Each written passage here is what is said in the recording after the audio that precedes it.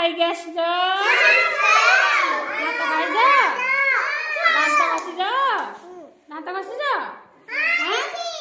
କଣ ଭାତ ସାଙ୍ଗରେ ଆଉ କଣ ଖାଇଲ? ତୁ ଝିଅ କଣ ଖାଇଲୁ? ଓ ଲଗ୍ନା କଣ ଖାଇଲୁ?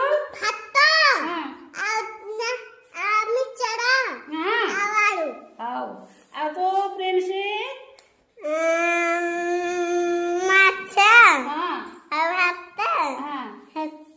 ଆଉ ପିଉସୁ କଣ ଖାଇଲା?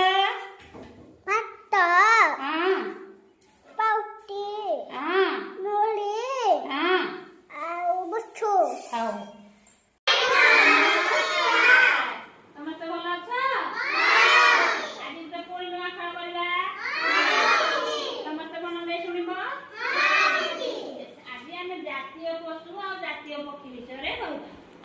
ହେଲା ହେଲା ଦେଖି କିଏ କହିବ ଆମ ଜାତୀୟ ପଶୁ କଣ? ଜାତୀୟ ପକ୍ଷୀ କଣ? ଜାତୀୟ ଫୁଲ ଆମର କଣ? ଜାତୀୟ ପକ୍ଷୀ କିଏ? ଜାତୀୟ ଫଳ କଣ? ଜାତୀୟ ପରିବା କଣ? କଖାରୁ।